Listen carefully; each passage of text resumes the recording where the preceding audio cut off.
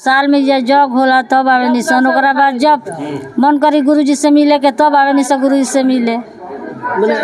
बाबा से मिले तो बढ़िया लागेला। अच्छा लागेला। जब हमके घरे जानी से सारा परिवार हमके एकदम खुश है। हमके घर हूँ जानी तो भगवान समझे नहीं सो महाराज जी के नहीं सो हमनी के महाराज जी हमनी के हर दफी दर्शन करे नहीं सो, वहाँ के भगवान के रूप में घूमता नहीं सो, हमनी के जौन कहे नहीं सो तन पूरा हो जाला। जिला के जीरादेई प्रखंड के भरौली मठ हो। आ ये मठ के खासियत बा कि ये मठ में प्रत्येक साल हमरा बुझाला कि 2, 4, 5 गो जग होइए जाला। वही सिलसिला में आज बसंत पंचमी है। आ बसंत पंचमी के दिने हर साल यहाँ पर जग होला। हमारे साथ कुछ श्रद्धालु लोग बा, कुछ लोग बा जे ई बाबा के आश्रम में आयल बा। एक तरह से देख सकतानी कि यहाँ के जौन ई मठ के एक तरह से कहीं तो महाराज जी बानी श्री राम नारायण दास जी। तो यहाँ कुछ लोग श्रद्धालु बा, यही बताएं कि ये मंदिर के इतिहास बताएं। पहले ये मंदिर के इतिहास पूर्वज लोग बतावेला कि राम कृपाल बाबा के निर्माण कैल है। राम कृपाल बाबा यही धरती के रहनी। आ राम कृपाल बाबा के बाद रामायण दास जी महंत बहनी आ बाद ही राम नारायण दास जी। तो क्रमशः एक विकास होत गई धर्म के क्षेत्र में। महाराज जी के समय में तो अति विकास भइल बा।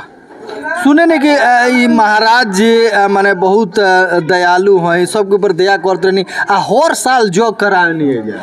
महाराज जी के नाम है राम नारायण, राम नारायण, जहाँ दोनों शब्द जुट गई बा। अभी में पूछे के का बा सारा हर साल जगवा कराओ नहीं तो गाँव के लोग खिसियाला ना कि हर साल चंदा उंदा मांगे आ जाले।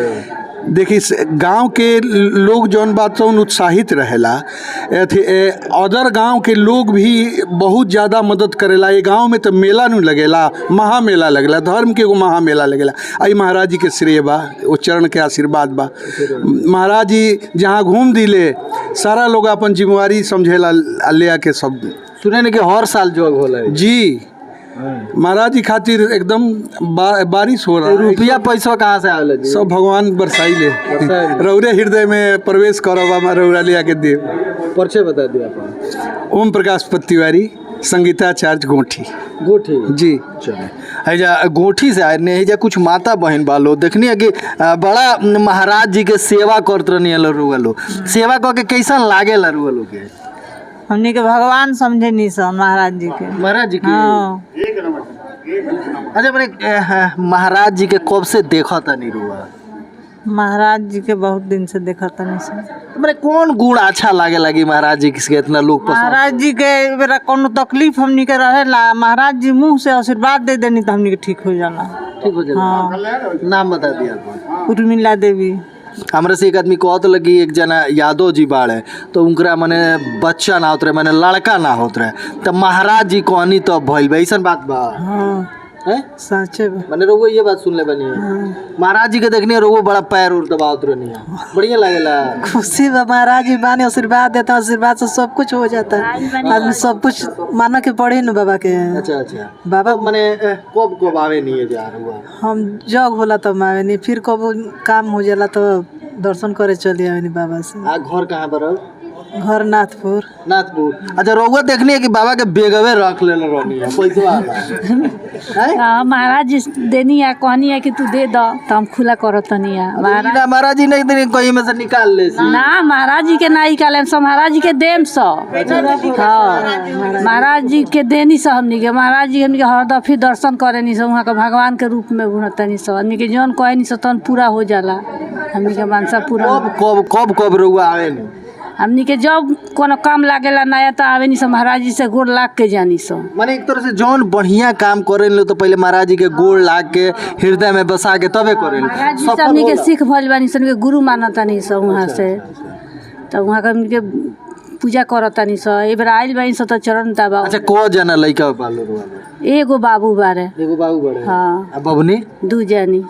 हाँ। कहाँ घर?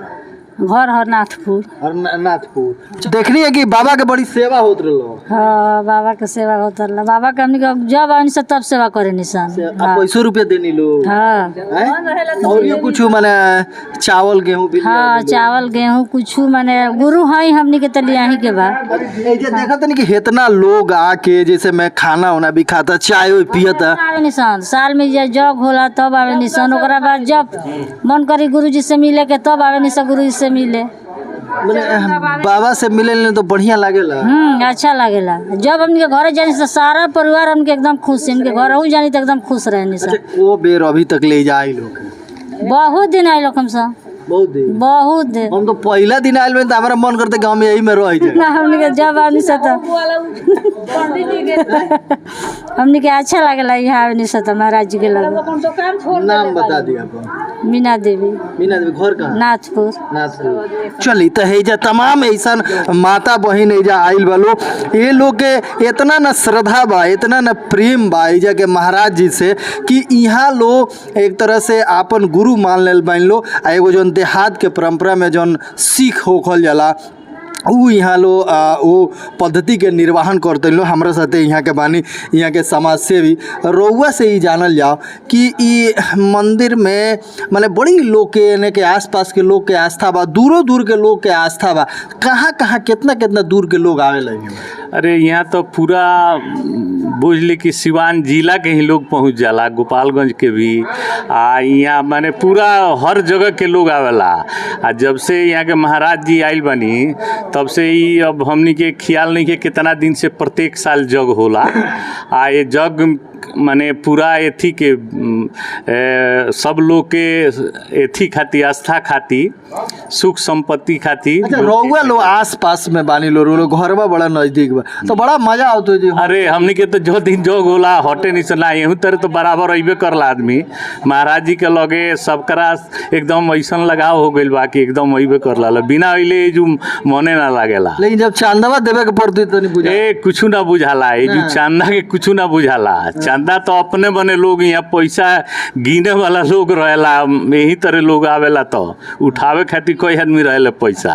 अच्छा महाराज जी के जौन माने कृपा बा वो बड़ा लोग पर बरसत रहेला। अबे जो सुनिए कि जौन जग कराओ तड़े उनको पर महाराज जी के कृपा बा तबे नु मान ली कि खुजवा घर हुआ के आ एजू आके जग करावतनी तो ये बहुत धरती के भरौली के भाग बा ऐसन कि दूर दूर के लोग आके यहाँ आ जग करावेला अपन पूरा खर्च। तिवारी जी कहत रहे कि ये बेरी जग होता तो 10-20 जना लाइन में बैठ के हम कर प्रत्येक साल तो 2 साल 3 साल के लाइन लागल रहेला जग में बैठे खातिर लोग के।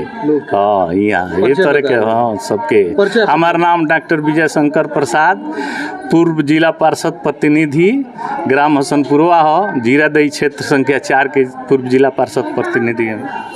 चली तो एजा देखनी है कि एजा तमाम ऐसन लोग बा भक्त बा जेकरा इतना ना श्रद्धा बा इतना ना विश्वास बा ये मठ पर खास करके ये मठ के जे मठाधीश बा एक तरह से कही जे महाराज जी पर इतना ना विश्वास बा अटूट प्रेम बा श्रद्धा बा।